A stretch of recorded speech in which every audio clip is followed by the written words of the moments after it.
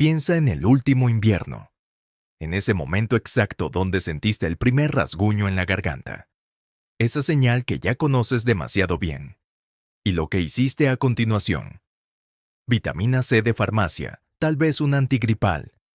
Quizás un jarabe con sabor artificial que prometía mucho y cumplía poco. No te culpo. Eso es exactamente lo que nos enseñaron a hacer. Cuerpo enfermo, pastilla. Sistema débil, suplemento de cápsula brillante con etiqueta llamativa. Y mientras tanto, generaciones enteras antes que nosotras habían resuelto ese mismo problema de una manera completamente diferente. La diferencia es que ellas no esperaban a enfermarse para actuar.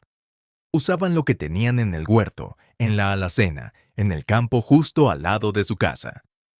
No porque no hubiera otra opción, sino porque esas plantas les funcionaban. Y lo sabían por algo que ningún prospecto farmacéutico puede darte. Décadas de observación real, pasadas de madre a hija durante siglos. Lo que casi nadie te dice es que muchas de esas plantas han pasado por laboratorio. Que los compuestos que las abuelas usaban por intuición, los investigadores los están estudiando hoy con herramientas que aquellas mujeres jamás imaginaron. Y los resultados están siendo, en más de un caso, sorprendentes. Hoy vamos a ver 20 hierbas que han demostrado potencial real para apoyar la respuesta inmune del cuerpo. No milagros. No curas. Apoyo concreto con base en tradición y en ciencia para un sistema que trabaja sin parar y que raramente cuidamos bien. El número 9 de esta lista es una planta que llevas años arrancando de tu jardín como mala hierba. En menos de 5 minutos vas a entender por qué eso es uno de los errores más caros que puedes cometer con tu salud en invierno. El número 14 la han usado 3 civilizaciones médicas distintas durante más de 3000 años, de manera completamente independiente, y sigue siendo imposible de encontrar en la mayoría de las farmacias. Y el número 17. Los investigadores que lo estudian hoy reconocen abiertamente que sus resultados son difíciles de encajar en el modelo farmacológico convencional. Eso no lo vas a leer en ningún prospecto. Quédate hasta el final. Empecemos. Número 1. Ajo. El antibiótico de la tierra. Hay algo en el ajo que la farmacología moderna no ha podido copiar en un laboratorio, y no es su olor. El ajo ha acompañado a la humanidad durante más de 5000 años. Los egipcios lo daban a los trabajadores que construían las pirámides, no como condimento, sino como medicina. Hipócrates, el padre de la medicina occidental, lo recetaba para infecciones, problemas digestivos y fatiga. En la Primera Guerra Mundial, cuando los antibióticos no existían, se usaba como desinfectante en heridas de campo. Eso no es folclore. Eso es historia documentada. Y la ciencia moderna entendió por qué. Cuando cortas o aplastas un diente de ajo, se activa una reacción química que produce un compuesto llamado alicina. Ese compuesto es lo que le da el olor intenso y lo que tiene en vilo a los investigadores desde hace décadas. La alicina ha mostrado actividad antimicrobiana, antiviral y antifúngica en condiciones de laboratorio. Pero más relevante para lo que hoy nos ocupa, hay estudios que sugieren que el consumo regular de ajo puede ayudar a reducir tanto la frecuencia como la duración de los resfriados comunes. La forma de uso importa. El ajo crudo, recién aplastado y dejado reposar 10 minutos antes de consumirlo, es el que mayor concentración de alicina libera. El ajo cocido tiene propiedades diferentes y también valiosas, pero no exactamente las mismas. Un diente al día en la comida, aplastado en el aderezo o en el alioli, es una de las intervenciones más simples y mejor respaldadas que existen. 5000 años de uso continuo en casi todas las culturas del mundo no es casualidad. Es evidencia. Número 2. Jengibre, la raíz que enciende el cuerpo. En la medicina ayurvédica de la India, al jengibre lo llaman la medicina universal. No por exageración poética, sino porque en esa tradición milenaria se consideraba capaz de actuar sobre casi todos los sistemas del cuerpo. Lo que a nosotras nos interesa hoy es su capacidad antiinflamatoria. Porque el sistema inmune y la inflamación son dos caras de la misma moneda. Cuando el cuerpo detecta una amenaza, la respuesta inflamatoria es parte de su defensa. Pero cuando esa inflamación se vuelve crónica, silenciosa, de bajo grado pero constante, el sistema inmune termina desgastado antes de que llegue la batalla real. El jengibre contiene compuestos llamados gingeroles y shogaoles, que han mostrado, en investigaciones, una capacidad notable para modular la respuesta inflamatoria. No suprimirla de forma agresiva como lo hace un antiinflamatorio farmacéutico, sino regularla, ayudar al cuerpo a calibrar su propia respuesta. Hay también evidencia sobre su potencial antiviral y sobre su efecto en el aumento de ciertas células de defensa del sistema inmune. La manera más práctica de incorporarlo: jengibre fresco rallado en agua caliente con limón y una pizca de pimienta negra. La pimienta negra no es decorativa.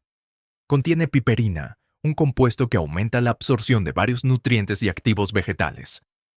Esa combinación específica lleva siglos de uso en la medicina tradicional india y hoy tiene una explicación bioquímica clara. El jengibre no calienta el cuerpo. Ayuda al cuerpo a calentarse solo, que es exactamente lo que necesita cuando tiene que defenderse. Número 3. Cúrcuma. El oro que Europa tardó en entender. Si hay una planta que representa el choque entre la medicina tradicional y la ciencia moderna, esa es la cúrcuma. Durante más de 4.000 años, la medicina ayurvédica y la medicina tradicional china la usaron para inflamaciones, infecciones, problemas digestivos y heridas. Europa la miraba con escepticismo. Era la especia amarilla de los orientales, no una medicina seria. Y entonces, en la segunda mitad del siglo XX, los investigadores empezaron a estudiar la curcumina, el compuesto responsable de ese color dorado tan característico. Y lo que encontraron cambió por completo la conversación. La curcumina tiene una de las actividades antiinflamatorias documentadas más amplias del reino vegetal.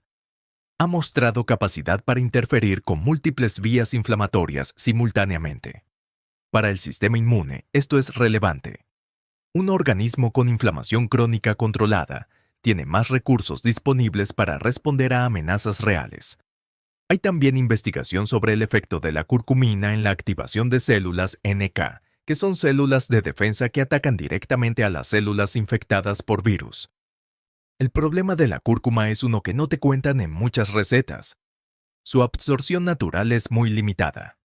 La curcumina sola pasa por el cuerpo sin ser bien aprovechada.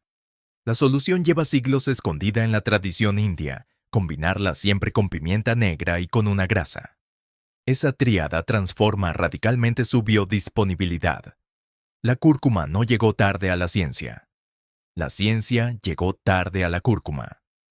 Número 4. Tomillo, el guardián olvidado de la despensa. ¿Cuántas veces has usado tomillo solo para dar sabor y lo has dejado ahí, sin más? El tomillo es quizás el ejemplo más claro de una planta que vive en nuestra cocina, cumpliendo funciones que no le reconocemos. En la Europa medieval, era uno de los grandes antiinfecciosos disponibles. Las enfermeras de los hospitales de campaña lo usaban para lavar heridas. Los monasterios lo cultivaban no solo para cocinar, sino como planta medicinal central de su botiquín. Su componente activo más estudiado es el timol, un compuesto que pertenece a la misma familia química que el mentol.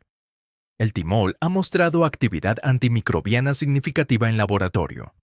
Pero lo que hace especialmente interesante al tomillo para el sistema inmune es su contenido en antioxidantes y su capacidad para apoyar la salud respiratoria.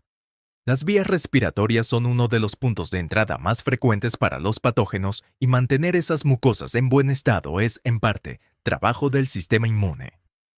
Una infusión de tomillo fresco, no de bolsita de supermercado sino de ramitas recién cortadas, tiene un perfil de compuestos activos notablemente superior.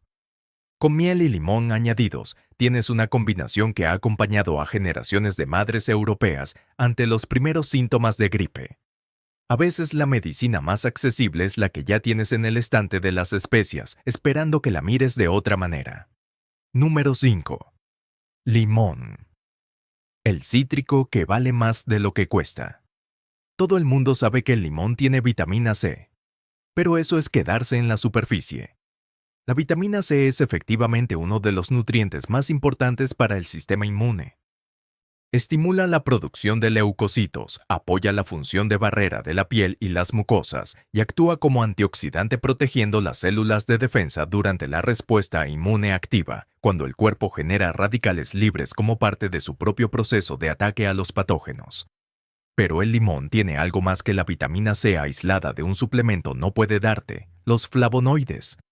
La hesperidina y la naringenina, presentes sobre todo en la parte blanca de la cáscara, tienen actividad antiinflamatoria y antioxidante que complementa y potencia a la vitamina C. Eso no ocurre en una pastilla efervescente. Hay además una práctica de la medicina tradicional que hoy tiene respaldo científico: el agua tibia con limón en ayunas. No por magia, sino porque esa hidratación matutina apoya el movimiento del sistema linfático, que es parte crucial del sistema inmune. El sistema linfático no tiene bomba propia como el corazón. Depende del movimiento y de la hidratación para funcionar bien. El limón es barato, accesible y extraordinariamente subestimado. Y eso dice más sobre nuestros hábitos que sobre el limón. Número 6. Echinacea. La planta que los nativos americanos sabían guardar. Para un segundo. Llevamos 6 plantas y ya hay al menos 2 cosas sobre las especias que tienes ahora mismo en tu cocina que probablemente no sabías. Si llegaste hasta aquí, lo que viene a continuación es todavía más relevante. Suscríbete antes de seguir porque el número 9 lo vas a querer guardar. Y si conoces a alguien que enferma cada invierno sin falta, este video es exactamente para esa persona. Compártelo cuando terminemos. La equinacia tiene una historia particular. Las tribus nativas americanas de las llanuras centrales la usaban desde hace siglos como uno de sus remedios más importantes para infecciones, heridas y fiebres. Cuando los colonos europeos llegaron, tardaron un tiempo considerable en tomársela en serio. Y cuando lo hicieron, a finales del siglo XIX, rápidamente se convirtió en uno de los remedios más populares de Estados Unidos, antes de que los antibióticos tomaran el control en el siglo XX. La ciencia moderna ha estado estudiando la equinacia con una profundidad notable. Los resultados son mixtos según el estudio, el tipo de preparación y la especie de equinacia utilizada. Pero hay un consenso emergente. Puede ayudar a reducir la duración de los resfriados y a modular la actividad de los macrófagos, que son células del sistema inmune que actúan como primera línea de defensa. Lo importante que nadie te explica. Existen 3 especies de equinacia, con propiedades ligeramente diferentes, y la forma de preparación importa enormemente. La tintura de raíz tiene un perfil de compuestos distinto al de las cápsulas de partes aéreas. Para uso preventivo durante épocas de mayor riesgo, los herbolarios tradicionales recomiendan ciclos de 3 semanas de uso, seguidas de una semana de descanso. Lo que los nativos americanos guardaron durante siglos, la industria farmacéutica tardó décadas en redescubrir. Y aún no termina de aprovechar. Número 7. Saúco, la baya oscura con reputación de siglos. Si le preguntas a una abuela europea qué planta tenía siempre en casa para el invierno, hay una probabilidad muy alta de que mencione el saúco. En la Europa tradicional, el saúco era casi tan importante como el ajo. Las bayas se usaban para hacer jarabes, vinos medicinales y conservas que se guardaban para el invierno. Las flores para infusiones ante los primeros síntomas de resfriado. Las hojas para otros usos externos. El árbol entero era una farmacia de proximidad. La investigación moderna sobre el saúco negro en particular ha sido activa y prometedora. Sus bayas contienen antocianinas, que son los pigmentos que les dan ese color oscuro intenso y que tienen actividad antioxidante elevada. Pero más específico para el sistema inmune, hay estudios que han investigado su efecto sobre ciertos virus respiratorios, con resultados que sugieren que los compuestos del saúco podrían interferir con la capacidad de algunos virus para adherirse a las células. La forma más estudiada y más práctica es el jarabe de saúco negro. Se puede preparar en casa con bayas secas, agua, miel y especias, y aguanta varias semanas en refrigeración. Una cucharada diaria en temporada de gripe es uno de los rituales preventivos con más tradición y más investigación respaldándolo simultáneamente.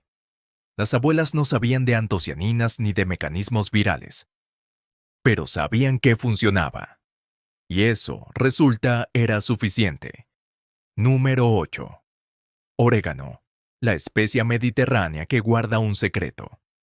El orégano en tu cocina y el orégano silvestre del Mediterráneo son parientes, pero no son iguales. El orégano que crece en las laderas secas y soleadas de Grecia, Turquía o el Líbano tiene una concentración de aceites esenciales significativamente mayor que el cultivado en condiciones más cómodas. Y esos aceites son exactamente donde está el interés científico. El carbacrol y el timol, los dos compuestos mayoritarios en el aceite esencial de orégano, han sido ampliamente estudiados por su actividad antimicrobiana. Algunos investigadores los describen como de los agentes antimicrobianos de origen vegetal más potentes identificados hasta ahora. En condiciones de laboratorio, han mostrado actividad frente a una variedad considerable de microorganismos, incluyendo algunos de los más resistentes a los antibióticos convencionales. Para uso práctico relacionado con el sistema inmune, el aceite esencial de orégano diluido ha ganado popularidad significativa, especialmente en el entorno de la naturopatía. El orégano seco de buena calidad en infusión también concentra una cantidad útil de sus compuestos activos, especialmente si se combina con tomillo. Los griegos bebían esa infusión ante cualquier síntoma respiratorio durante siglos. Solo que ellos lo llamaban montaña en la hierba, porque eso significa orégano etimológicamente.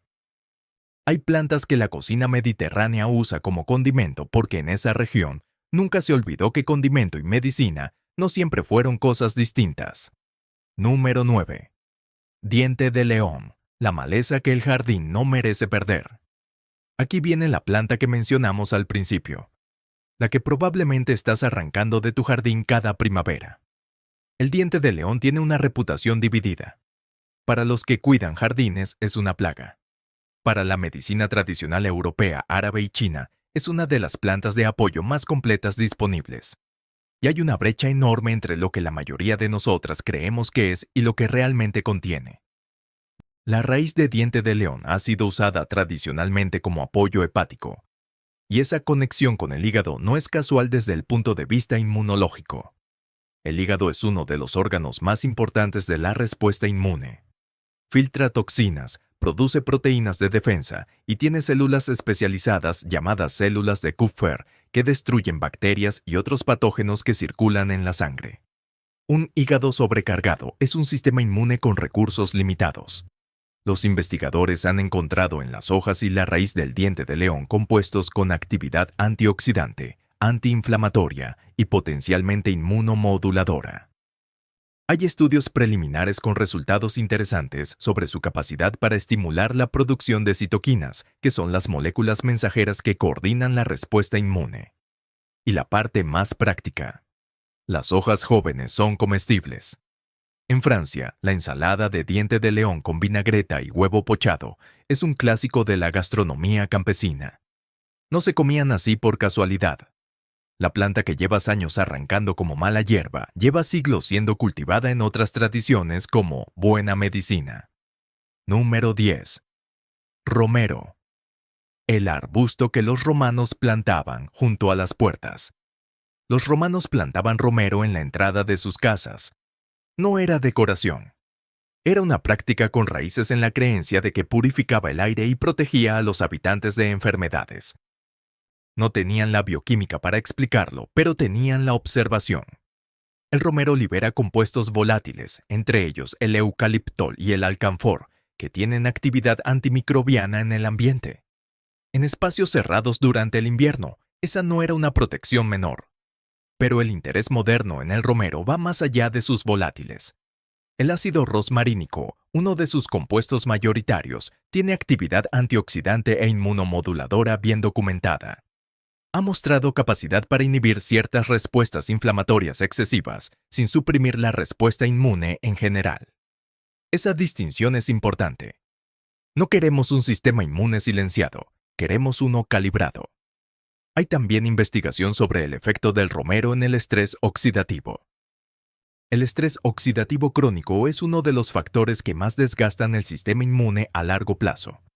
Los antioxidantes del romero, especialmente en infusión concentrada, ofrecen un apoyo en ese frente que es más concreto de lo que muchos asumen. Los romanos no sabían de ácido rosmarínico, pero sabían que el romero funcionaba. 2000 años de observación continua vale lo que vale. Número 11. Astrágalo, la raíz china que llegó tarde a Occidente. ¿Has oído hablar de una raíz que la medicina china lleva usando 2000 años para fortalecer lo que ellos llaman el Wei Qi, el escudo de energía protectora del cuerpo? El astrágalo membranáceo, conocido en China como huangqi, no es una planta de uso agudo. No es lo que tomas cuando ya estás enferma. Es lo que usas durante meses para construir una base más sólida, para que el sistema inmune esté más preparado antes de que llegue la amenaza. Lo que la ciencia moderna ha encontrado en el astrágalo es relevante. Contiene polisacáridos, saponinas y flavonoides que han mostrado actividad inmunomoduladora en múltiples estudios. Los polisacáridos en particular han demostrado capacidad para estimular la proliferación de linfocitos T y la actividad de las células NK. Para entenderlo de manera más clara, esas son exactamente las células que el cuerpo necesita activas cuando enfrenta una infección. Hay también investigación sobre el astrágalo y la longitud de los telómeros, que son estructuras que protegen el ADN y que se acortan con el envejecimiento y el estrés. Esa línea de investigación está todavía en desarrollo, pero ha generado un interés científico considerable. El astrágalo se usa típicamente en caldo o en infusión con las raíces enteras, que se añaden al cocinar como si fueran un ingrediente más. En la cocina médica china tradicional aparece en sopas de invierno junto con otras plantas de apoyo. 2000 años de uso continuo en una de las tradiciones médicas más documentadas del mundo. Y Occidente tardó hasta el siglo XX en preguntar por qué. Número 12. Menta. La planta de la claridad con un secreto inmune. La menta es tan familiar que resulta fácil no tomársela en serio. La conocemos por el sabor, por el efecto refrescante, por el té de después de comer. Pero hay un aspecto de la menta que muy pocas personas conocen y que cambia completamente la perspectiva. El mentol, su compuesto principal, tiene una acción directa sobre los receptores que controlan la sensación de temperatura en las mucosas respiratorias. Esa es la razón del efecto refrescante. Pero más relevante para el sistema inmune.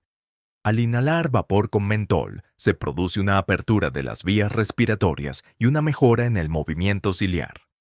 Los cilios son las pequeñas estructuras que recubren las vías respiratorias y cuya función es atrapar y expulsar patógenos antes de que lleguen a los pulmones.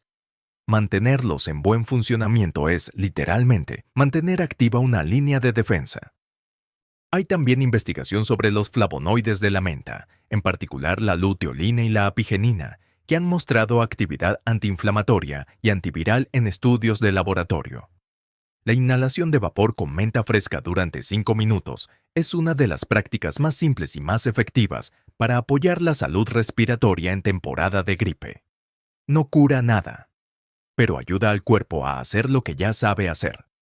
A veces la planta más conocida guarda el secreto que nadie se tomó el tiempo de buscar porque daban por sentado que ya sabían todo sobre ella. Número 13. Escaramujo, el fruto del rosal que superó a la naranja. Durante la Segunda Guerra Mundial, cuando el bloqueo naval interrumpió el suministro de cítricos en Gran Bretaña, el gobierno británico organizó la recolección masiva de una cosa específica para prevenir el escorbuto entre la población civil. No eran naranjas, eran escaramujos. El escaramujo es el fruto del rosal silvestre. Ese pequeño fruto rojo anaranjado que queda en los rosales después de que las flores caen. Y tiene una concentración de vitamina C que supera entre 10 y 40 veces la de la naranja, dependiendo de la madurez y la variedad. Pero la vitamina C no es su único activo interesante. El escaramujo contiene también bioflavonoides que potencian la absorción de esa vitamina C, además de vitamina A, vitamina E y un compuesto llamado gopo, que ha sido objeto de investigación por su actividad antiinflamatoria. Hay estudios sobre el escaramujo y la salud articular, con resultados que varios investigadores describen como prometedores. La infusión de escaramujo seco es una de las más ricas en vitamina C que existe en el mundo vegetal. La mermelada de escaramujo, común en la Europa central y del norte, era en muchas familias el complemento vitamínico del invierno, antes de que llegaran los suplementos de farmacia. El fruto que los británicos usaron para sobrevivir a una guerra lleva años ignorado en nuestros jardines. Ahí sigue. Esperando. Número 14. Albahaca sagrada, tulsi, la hierba sagrada con doble vida. La albahaca que usamos en la pizza es el pariente más suave de una familia extensa. Porque en la India, una variedad específica de albahaca tiene el estatus de planta sagrada. La llaman tulsi, y en el Ayurveda lleva más de 3000 años ocupando un lugar central en el cuidado de la salud. La albahaca santa o tulsi, que empieza a encontrarse en tiendas especializadas y herboristerías en Occidente, tiene un perfil de compuestos diferente al de la albahaca dulce. Contiene ursolicol, cariofileno y eugenol, compuestos con actividad antiinflamatoria e inmunomoduladora que la investigación moderna está empezando a documentar con detalle. Los estudios más interesantes sobre el tulsi se centran en su capacidad adaptógena, la propiedad de ciertas plantas de ayudar al organismo a manejar el estrés de manera más eficiente. Y esta conexión importa para el sistema inmune, porque el estrés crónico es uno de sus mayores supresores.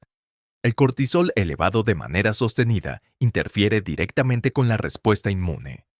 Una planta que ayude a regular esa respuesta al estrés está, indirectamente, liberando al sistema inmune de una carga que lo debilita. La infusión de tulsi, con un sabor ligeramente más complejo y especiado que la albahaca común, es uno de los tés medicinales más consumidos en la India y uno de los más subestimados en el resto del mundo. 3000 años de uso continuo como planta sagrada y medicinal. A veces la sacralidad es solo otra palabra para lo que funciona tan bien que se convierte en reverencia. Número 15. Tomillo silvestre. El pariente salvaje que dobla la apuesta. ¿Y si te dijera que existe una versión del tomillo que tiene entre 2 y 4 veces más compuestos activos que el que compras en el supermercado? El tomillo silvestre, el que crece en terreno pedregoso y seco, bajo el sol directo y sin riego ni fertilizante, desarrolla una concentración de aceites esenciales notablemente mayor que el cultivado. Es el mecanismo de defensa propio de la planta. Ante condiciones adversas, produce más compuestos de protección. Y esos mismos compuestos que protegen a la planta son los que nos interesan a nosotras. La investigación sobre el tomillo ha avanzado más allá del timol. Los investigadores están estudiando un compuesto llamado carbacrol, que comparte familia química con el del orégano y que ha mostrado actividad antiviral e inmunomoduladora. Hay también evidencia sobre la capacidad de los extractos de tomillo para estimular la actividad de los macrófagos, esas células de primera línea que engullen y destruyen patógenos.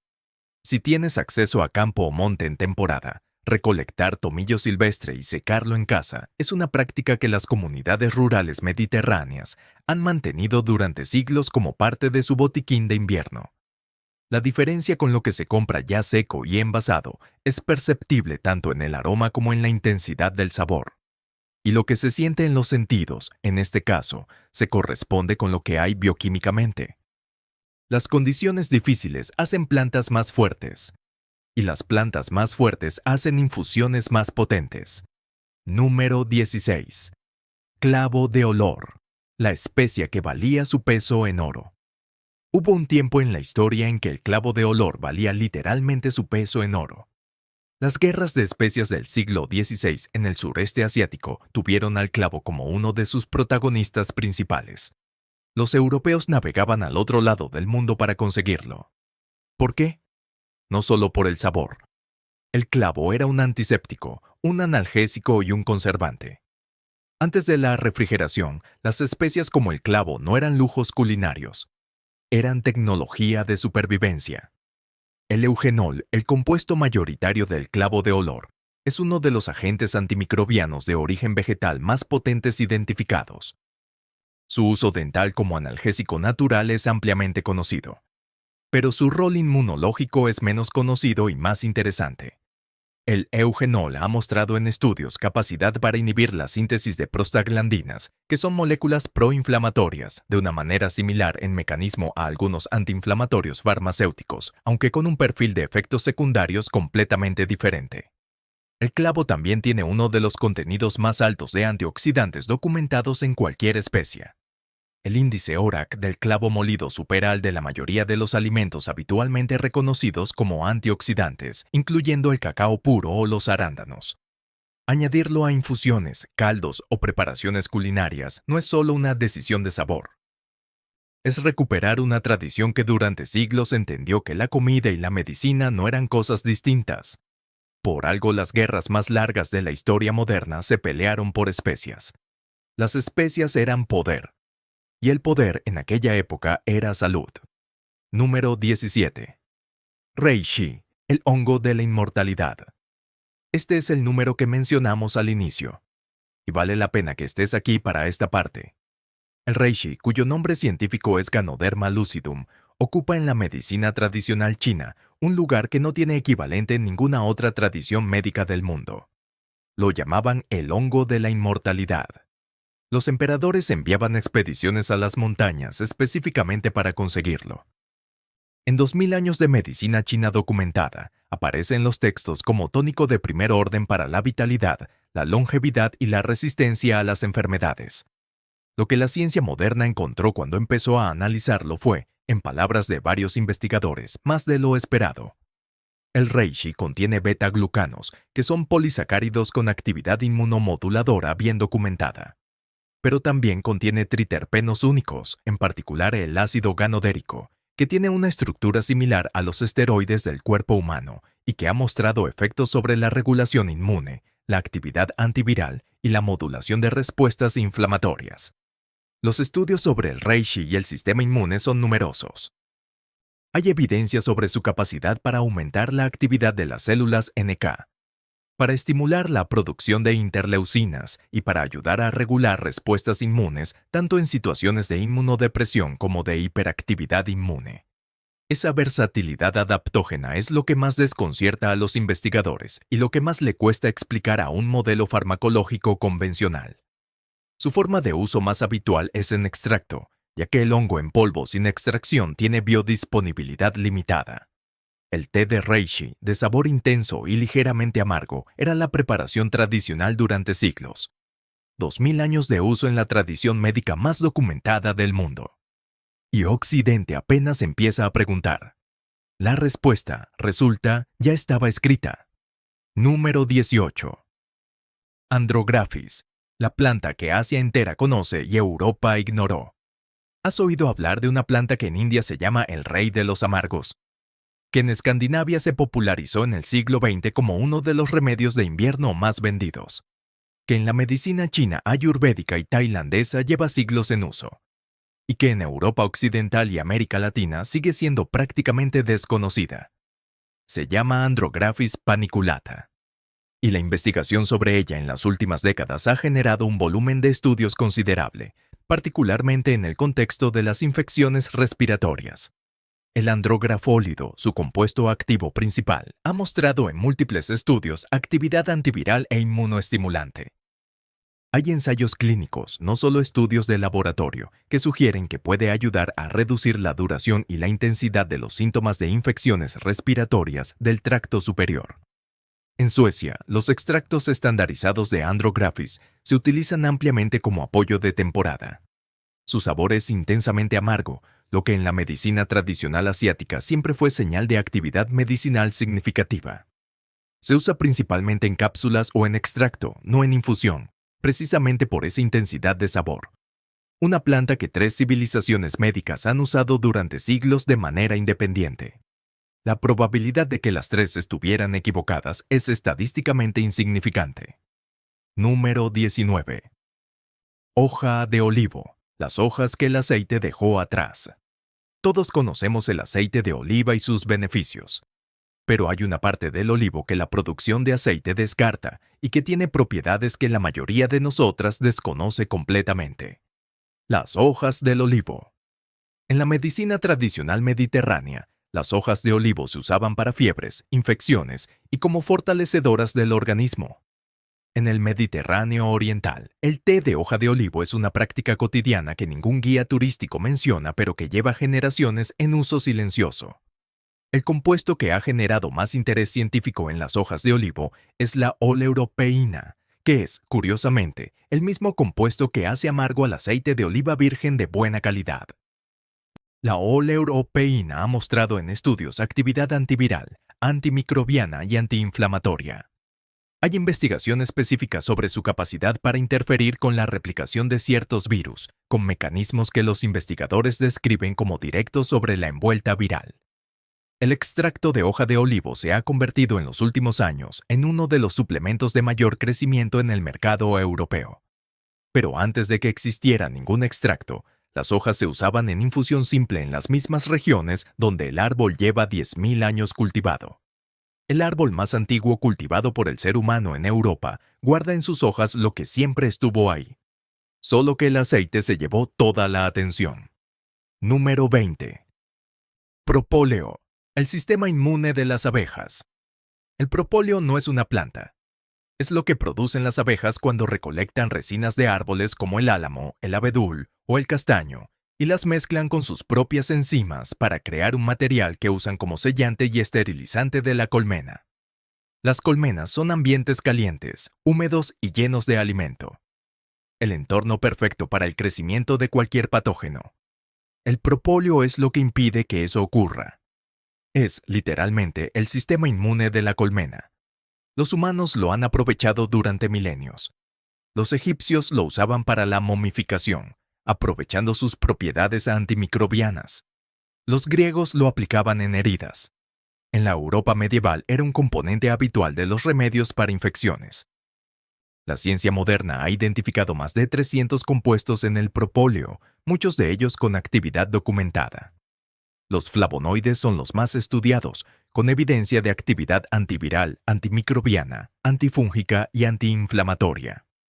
Hay estudios específicos sobre su efecto en infecciones del tracto respiratorio superior, con resultados que varios investigadores califican de notables. Lo que hace especialmente interesante al propóleo es que su composición varía según la geografía. El propóleo del norte de Europa, rico en resinas de álamo, tiene un perfil diferente al de Brasil, rico en aceites de plantas tropicales. Ambos han generado investigación independiente y ambos con resultados relevantes. En tintura alcohólica, unas gotas en agua al primer síntoma de infección respiratoria. Eso es todo lo que se necesita. Eso es lo que generaciones de apicultores europeos han hecho desde siempre, sin esperar que ningún estudio les diera permiso. Las abejas llevan 150 millones de años resolviendo el problema de vivir en comunidad sin que las enfermedades las destruyan. Tal vez deberíamos haberlas estudiado antes. 20 plantas. 20 historias que en realidad son una sola. El sistema inmune no es un botón que se activa o se desactiva. Es una red compleja que responde a lo que le das, al entorno que construyes para ella, a los hábitos que la refuerzan o la desgastan. Y durante miles de años, antes de que existiera ningún laboratorio ni ningún prospecto, las personas que vivían cerca de la Tierra encontraron maneras de apoyar esa red. No porque fueran más inteligentes, sino porque observaban con atención lo que la naturaleza les mostraba y lo transmitían con cuidado. Lo que la ciencia moderna está haciendo es, en muchos casos, confirmar lo que esa observación ya había encontrado. No siempre. Hay tradiciones que no resisten el escrutinio. Pero cuando la investigación y la tradición coinciden, cuando los laboratorios llegan a los mismos lugares que llegaron los curanderos y las abuelas, ese punto de convergencia merece toda nuestra atención. No necesitas usar las 20 plantas a la vez. Eso no es cómo funciona ni la tradición ni la ciencia. Empieza por las que ya tienes cerca, por las que ya reconoces. El ajo, el jengibre, el tomillo. Conócelas un poco mejor. Úsalas con más intención. Y si quieres ir más allá, el astrágalo, el reishi o el propóleo te están esperando con 2000 años de historia a sus espaldas. Cuéntame en los comentarios cuál de estas 20 plantas te sorprendió más. Eso me ayuda a saber qué contenido profundizar en los próximos videos. Si este contenido llegó a alguien que lo necesitaba, comparte el video. Y si todavía no estás suscrita, este es el momento. Cada semana traemos conocimiento como este, práctico, respaldado y completamente gratuito. Hasta la próxima.